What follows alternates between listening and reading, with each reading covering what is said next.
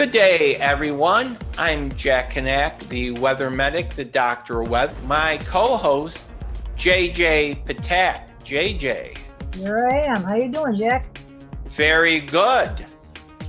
I'd like to thank you for all joining us today. We're going to talk about Presidential Inauguration Day weather, beginning with George Washington and ending with Joe Biden, plus a few weather and fun facts along the way.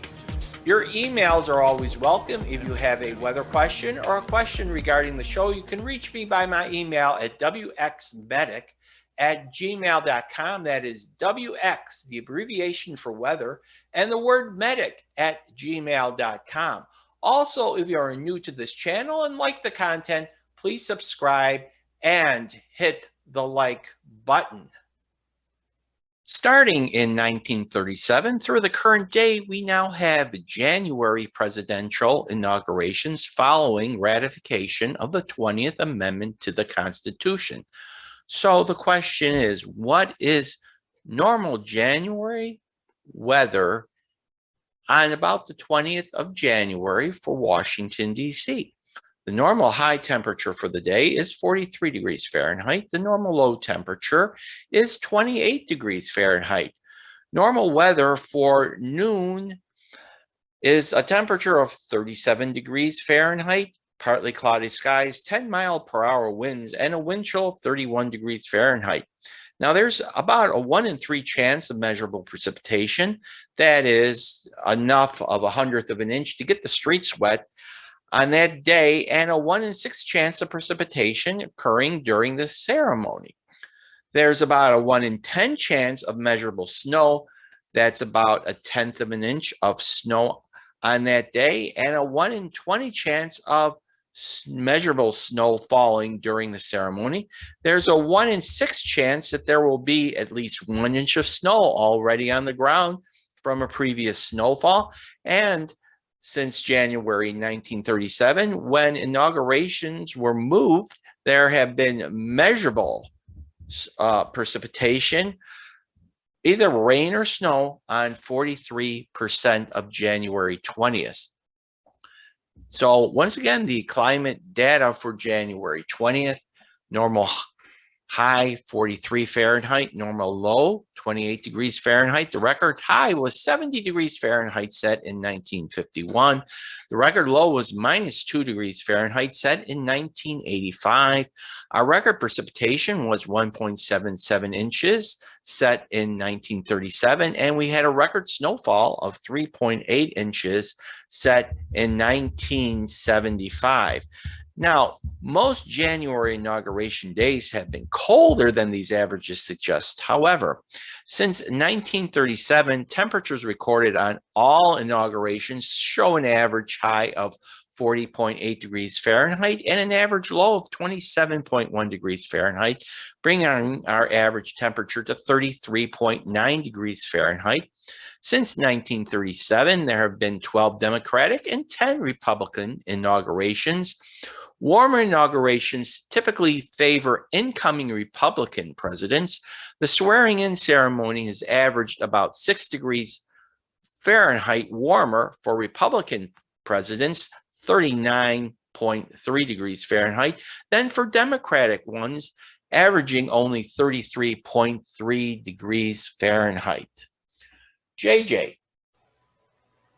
In 1937, Franklin D. Roosevelt second inauguration, President Franklin D. Roosevelt observed the inaugural parade on a cold and rainy January 20th in 1937, back in Washington, D.C.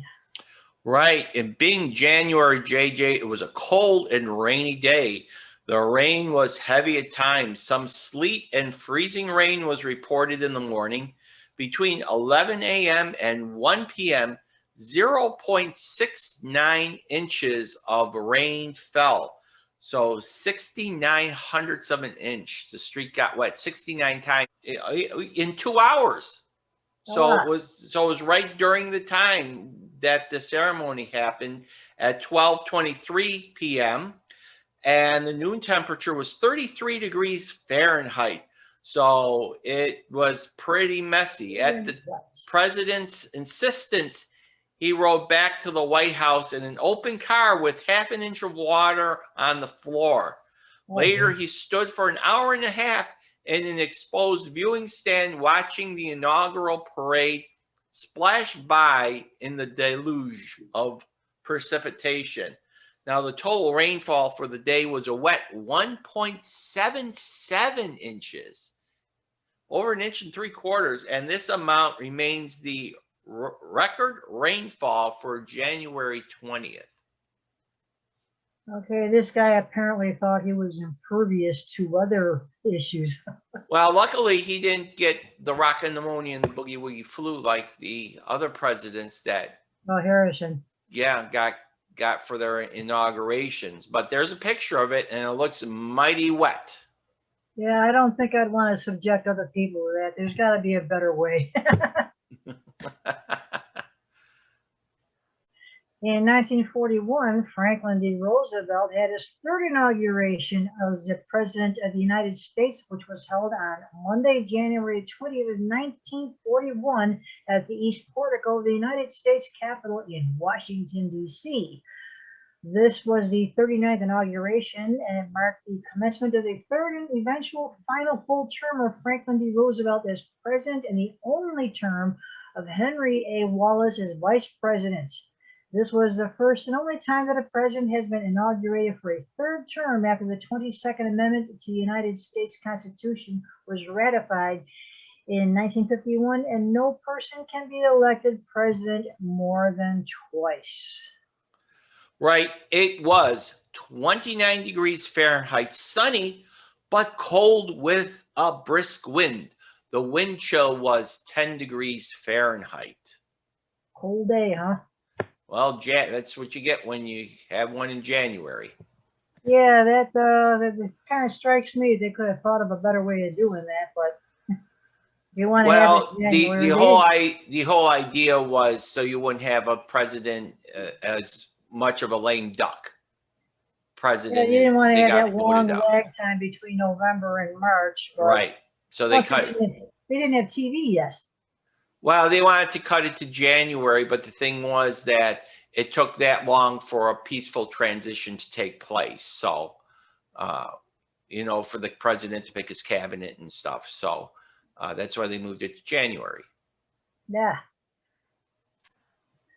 The fourth inauguration of Franklin Delano Roosevelt as President of the United States was held on Saturday, January 20th of 1945. This was the 40th inauguration and marked the commencement of the fourth and final term of Franklin D. Roosevelt as president and the only term of Harry S. Truman as vice president. This was the first and only time a president has been inaugurated for a fourth term, and Roosevelt died 82 days into his term, and Truman succeeded to the presidency.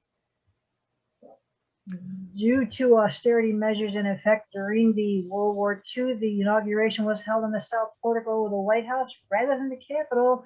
The parade and other festivities were canceled as well, and the oath was administered then. And Jack, what was the weather like? Well, the weather was 35 degrees Fahrenheit. Light snow ended around 9 a.m. that morning, and we had cloudy skies. In 1945, on April 12th, President Harry Truman was inaugurated for the first time. He was, and the only time, he was the 33rd President of the United States. It was held at 7 p.m. on Thursday of April 12th in the Cabinet Room inside the White House in Washington, D.C., following the death of President Franklin Delano Roosevelt. Earlier that day, the inauguration, the seventh non-scheduled extraordinary inauguration to ever take place, marked the commencement of the first term, and it was a partial term of 3 years and 283 days of Harry S. Truman as president. This event has the distinction of being the first extraordinary inauguration to be photographed, as Theodore Roosevelt had ejected photographers. You remember that? Yeah, from the 1901. Well, I don't remember it, but it happened. I wasn't born quite. Well, I mean, remember it from. No, I remember from our earlier video Well, that they invented actually had the photographers in there, but they were armed. Remember, I said they were fighting and jostling, and them. And he threw and them all out. he kicked them all out. Well, they started fighting with each other, and Calvin Coolidge's 1923 inauguration was late at night with no press or electric lighting, so that was interesting. Well, he did have a nice day, even though it was inside. It was 64 degrees Fahrenheit with fair skies, and for some reason, this temperature is estimated. In 1949, the second inauguration of Harry S. Truman as President of the United States was held on Thursday, January 20th of 1949.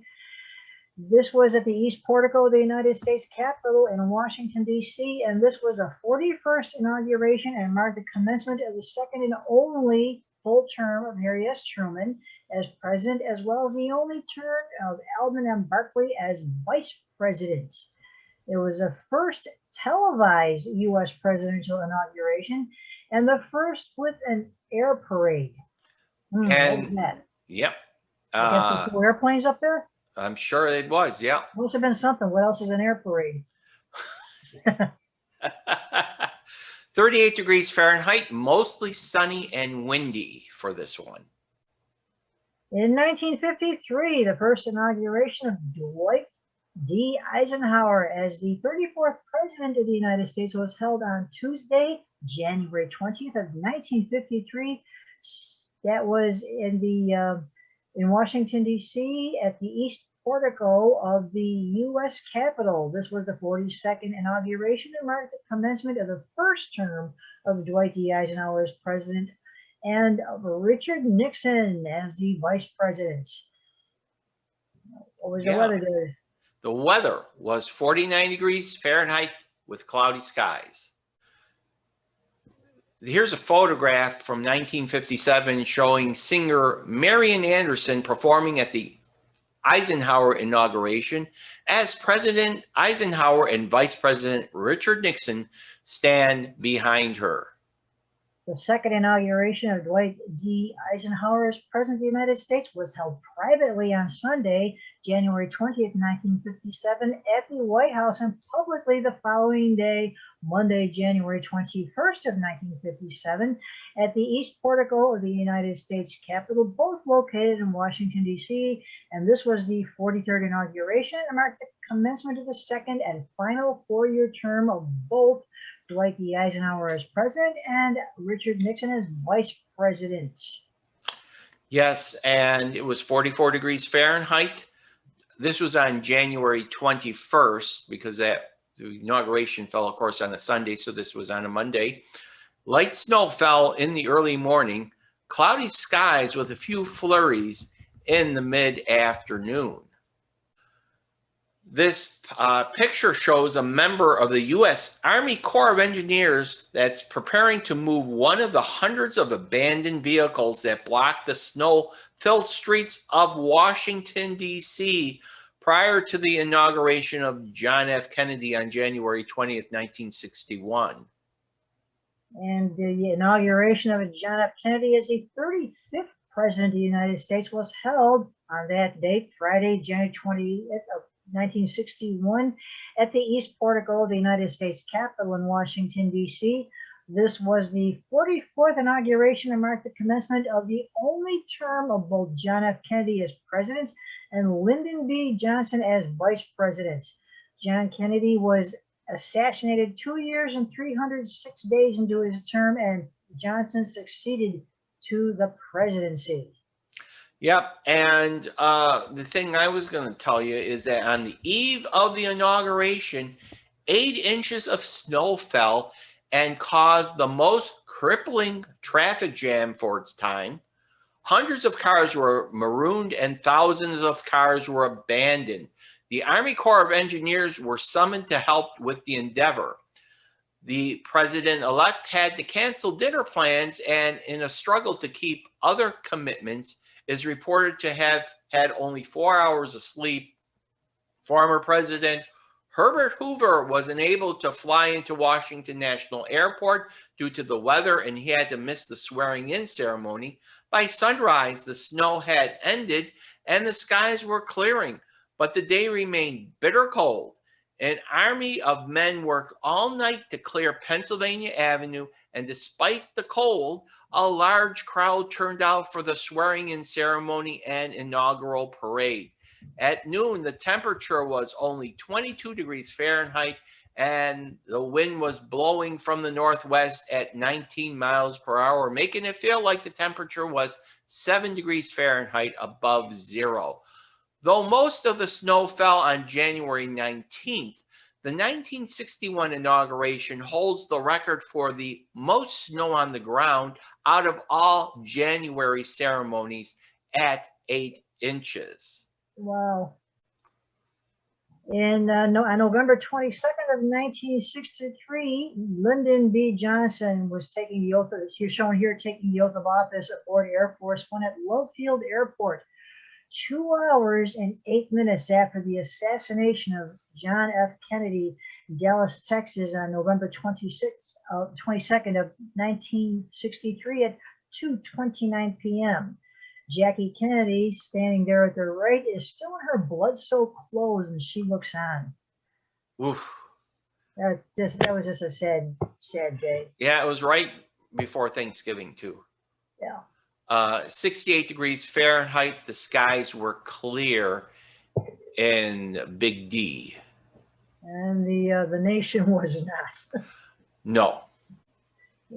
The second inauguration of Lyndon B. Johnson as President of the United States was held on Wednesday, January 20th of 1965 at the East Portico of the United States Capitol in Washington, D.C. This was the 45th inauguration and marked the commencement of the second and only full term of Lyndon B. Johnson as president and the only term of Hubert Humphrey as vice president. 38 degrees Fahrenheit, skies were cloudy, and 1 inch of snow was on the ground. You notice there how the technology has progressed. Instead of black and white, first we had drawings and then engravings and crude black and white pictures, and then pretty good black and white, and now this one's kind of like in a Technicolor. Yeah, it looks a little bit like it's colorized, but it certainly is better than just plain old black and white, although black and white doesn't have. This is actually not a bad photo. I like it. And here we have a photo of the first inauguration of Richard Nixon as the 37th President of the United States, which was held Monday, January 20th of 1969 at the East Portico of the United States Capitol in Washington, D.C. And this marked the 46th inauguration, and the commencement was the first and eventually only full term of both Richard Nixon as president and Spiro Agnew as vice president. And Nixon was the first, and until the inauguration of Joe Biden in 2021, he was the only non-incumbent vice president to be inaugurated as president. And we see quite a few people here that some of you in the audience might know them, because I see Pat Nixon over there in the middle and Johnson in the red, in the red, yeah. In the red, on the red and in the red. And Hubert Humphrey over there on the right. So I see quite a few people that some people just might remember. Justice Earl Warren giving the oath. So it was 35 degrees cloudy with rain and sleet later in the day. But not during the inauguration, which was a nice thing. They had decent weather. Yep. And we have the second inauguration of Richard Nixon as the President of the United States, which was held on Saturday, January 20th of 1973 at the East Portico of the United States Capitol in Washington, D.C. And this was the 47th inauguration and marked the commencement of the second and final four-year term of both President Nixon as president and Spiro Agnew as vice president. This made Nixon the first and only person to be inaugurated 4 times as both president and vice president. Yeah, black and white. Back to the old technology. Yeah, well, that's the public domain picture. 42 degrees Fahrenheit, cloudy and windy. And here we have the inauguration of Gerald Ford as the 38th President of the United States, which was held Friday, August 9th of 1974 in the East Room of the White House in Washington, D.C. That happened after Richard Nixon, the 37th president, resigned due to the Watergate scandal. The inauguration, the last non-scheduled extraordinary inauguration to take place in the 20th century, marked the commencement of Gerald Ford's only term, a partial term of 2 years and 164 days as president. The Bible upon which Ford recited the oath was held by his wife, Betty Ford. Ford was the 9th president of the United States to succeed the presidency intra-term, and he remains the most recent to do so. Although this was the 9th non-scheduled extraordinary inauguration to take place since the presidency was established in 1789, it was the first to take place due to the president's resignation. The previous 8 had been occasioned by the president's death in office. Ford had become vice president only 8 months earlier after Spiro Agnew resigned due to the bribery allegations while serving as Baltimore County Executive and Governor of Maryland. He was the first vice president appointed as such under the terms of the 25th Amendment. Thus, when he succeeded Nixon, Ford became the first and remains the only president and without having been elected, or vice president and vice president without having been elected to either office. Yeah, that's an interesting fact. And being, of course, in August, it was 89 degrees Fahrenheit, partly cloudy skies and hazy. This was the warmest non-traditional inauguration. Must have been a portent of good, better times coming. It was a hot one. And of course, there we have, I'll try to undo the picture there. We have Chief Justice Berger giving the oath of office there. And this is Jimmy Carter, and the inauguration of Jimmy Carter as the 39th president of the United States was held on Thursday, January 20th of 1977 in the East Portico of the United States Capitol in Washington, D.C. This was the 48th inauguration and marked the commencement of the only term of both Jimmy Carter and as president and Walter Mondale as vice president. Yeah, and I was going to say there's Rosalind in the to the side of Jimmy Carter. It was 28 degrees Fahrenheit, cold and sunny. The wind chill temperature was in the teens. Track a bit with Carter. Carter, you know, was the first president to be born in a hospital. All the presidents before Carter were not born in a hospital. They didn't have maternity wards back then, huh? Yeah. Okay. And here is the inauguration of Ronald Reagan back in 1981. The first inauguration of Ronald Reagan as the 40th president of the United States was held on Tuesday, January 20th, 1981 at the west front of the United States Capitol in Washington, D.C. This was the first inauguration to be held on the building's west side. I was going to say, you haven't done that before. This maybe that's why it wasn't clean there. Yeah, that building got that stain up there at the top. That's not too pretty. No. Well, this was the 49th inauguration and marked the commencement of the first term of Ronald Reagan as president and George H.W. Bush as vice president, the first president to be divorced. That was quite the issue with him. Wow. He was divorced and remarried. No president had been that way before. Wow, I circled the stain. I circled the stain, by the way, for those that are wondering what we're talking about. Yeah, that's nasty. And the colorization here is for Technicolor. It looks like it's colorized. Yeah, it does. It does. It does. It was 55 degrees Fahrenheit, mostly cloudy and mild. This was the warmest January 20th inauguration, with a high temperature of 56 degrees Fahrenheit for the day. Yikes. And so that was great on January 20th. Of that term. Of that term, then we have the next one coming up here in a second, and we'll get to that. Yeah, you got to get rid of your pencil there. Yeah, I will. Here it is in 1985, the second inauguration of Ronald Reagan as a president of the United States was held in a small televised ceremony on Sunday, January 20th, 1985, at the Grand Foyer of the White House and was to be repeated the following day, January 21st, 1985, at the West Front of the United States Capitol in Washington, D.C., before being moved to the Capitol's Rotunda.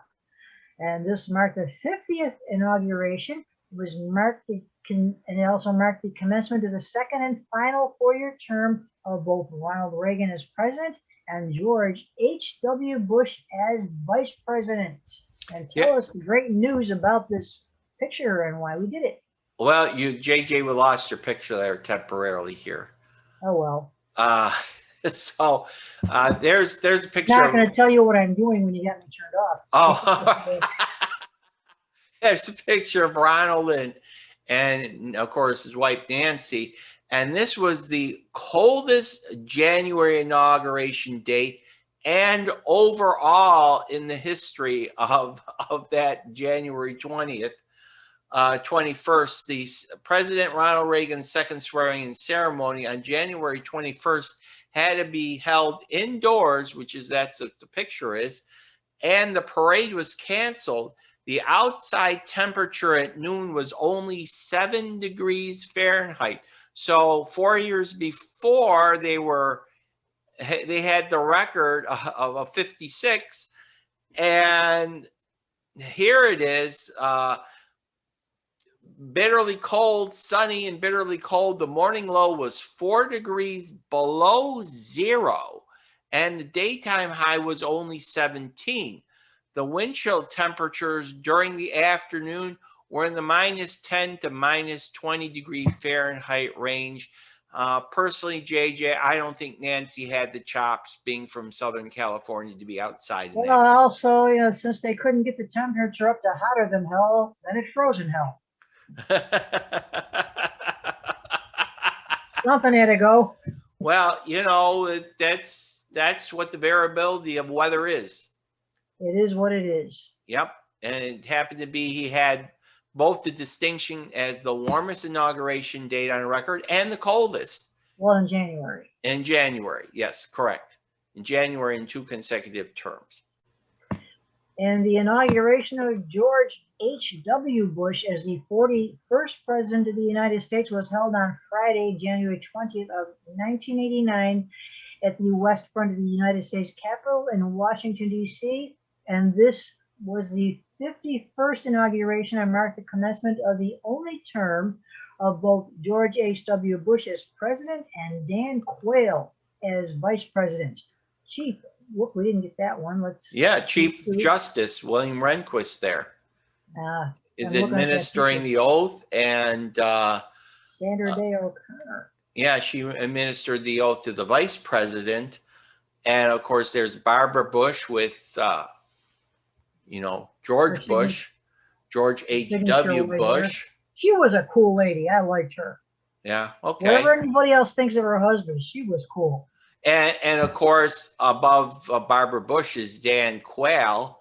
And for those that remember him as vice president, I just wanted to tell everyone that Quayle is spelled with an E at the end. So Bush was the first, for those that get the joke. Bush was the first sitting president to be inaugurated as president since Martin Van Buren in 1837. It was 51 degrees Fahrenheit, mostly cloudy, mild, and breezy. So no record-breaking cold, no record-breaking heat. Well, it was pretty warm though, 51. So we went from 56 to 4 below in the morning the next 4 years to 51. So there you go. There you go. And here we have in 1993, William Jefferson Clinton, the first inauguration of Bill Clinton as the 42nd president of the United States, was held on Wednesday, January 20th, 1993 at the West Front of the United States Capitol in Washington, D.C.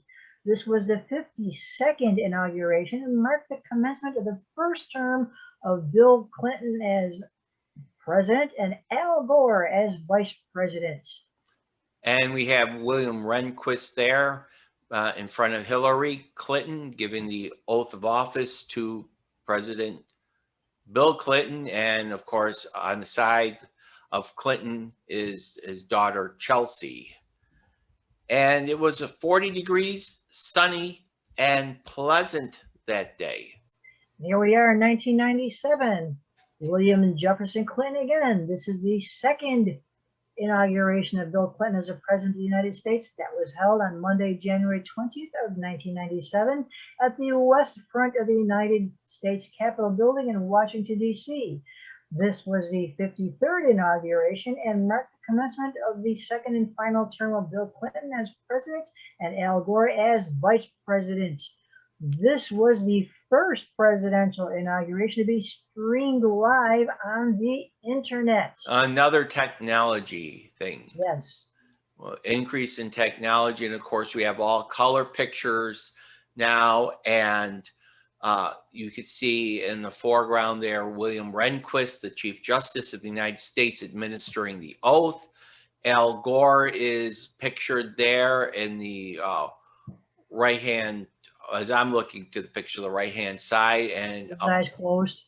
Yeah, eyes closed, and above him in the silver hair is, of course, was the speaker at the time from Georgia, Newt Gingrich, and it was 34 degrees Fahrenheit, partly sunny with a high overcast. Winds were from the south at 7 miles per hour. And here we have in 2001, George W. Bush. This is the first inauguration of George W. Bush as the 43rd President of the United States, which took place on Saturday, January the 20th of 2001.